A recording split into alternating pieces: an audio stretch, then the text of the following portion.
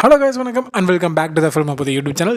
வந்துருச்சு பாத்ரூம் இல்லைங்க, நம்ம ஜனநாயகன் படம் வந்துருச்சு. ஜூலை 18 இல்லாட்டி 22 இந்த 2 நாட்களுக்கு இடையுள்ளார இந்த ஜனநாயகன் படத்தை ரிலீஸ் பண்ணுறதுக்காக படக்குழு பிளான் பண்ணியிருக்காங்களாம். இந்த ஜனநாயகன் படத்துக்கு பார்த்தீங்கன்னா சென்சார் போர்டு சர்டிஃபிகேட் வந்து சர்டிஃபிகேட் கொடுத்துருக்கானுங்க. என்ன ஒரு நெஞ்செழுத்து இருக்கணும், சென்சார் போர்டுக்கு எப்படிப்பட்ட ஒரு திமிரு இருக்கணும், விஜய் மேலே எப்படி ஒரு வன்மை இருக்கணும்.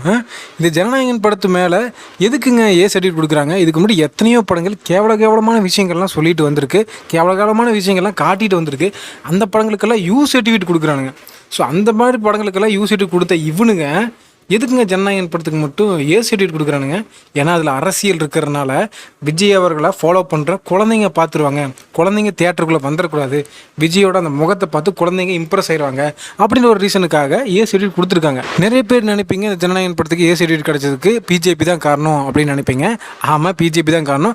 பிஜேபி கூடயுமே டிஎம்கேவும் காரணம், ஏடிஎம்கேவும் காரணம். இன் ஃபியூச்சரில் விஜய் அவர்களோட சப்போர்ட்னால ராகுல் காந்தி அவர்களோட காங்கிரஸ் பார்த்திங்கன்னா 2029 பார்லிமெண்ட் தேர்தலில் போட்டிட்டாங்க அப்படின்னா கிட்டத்தட்ட மோடியவே அடித்து ஜெயிக்கிறதுக்கான ஒரு வாய்ப்பு இருக்குது. ஏன்னா கடைசி தேர்தல் கிட்டத்தட்ட மோடி தோக்கிற ஒரு நிலைமை போய் பண்ணி ஜெயிச்சுட்டு வந்துட்டார். ஏன்னா வரப்போகிற 2029 பார்லிமெண்ட் தேர்தலில் விஜய் அவர்களுக்கு பேன் இண்டியா லெவலில் ஏகப்பட்ட சப்போர்ட் இருக்குது அப்படின்னு மோடிஜி அவர்களுக்கு தெரிஞ்சிருச்சு. நார்த் இந்தியாக்காரங்களோட ஐடியாலஜி கரெக்டாக புரிஞ்சுக்கிட்டு விஜய் அவர்கள் அந்த இடத்துல கேம்பெயின் பண்ணார் அப்படின்னா மோடிஜி அவர்களோட சமஸ்தானத்துக்கே சங்கூத முடியும். அப்படிப்பட்ட ஒரு பவருள்ள மனுஷன் தான் நம்ம சிஎம் சார் விஜய் அவர்கள். இப்போ நான் சொன்னதுக்கு மூல வளர்ச்சி கம்மியாக இருக்க திமுக காரங்க எப்போ மோடி எவ்வளோ பெரிய ஆள், அவரெல்லாம் ஜெயிக்க முடியுமா அப்படின்லாம் சொல்லி கேட்பீங்க.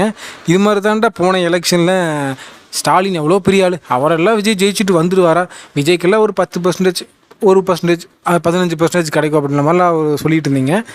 வந்தாரில் 35%ஓட பாராளுமன்ற தேர்தலில் இதே மாதிரி ஜெயிச்சுட்டு வந்தால் உங்கள் மூஞ்சில் எங்கடா கொண்டு போய் வச்சுக்கோங்க.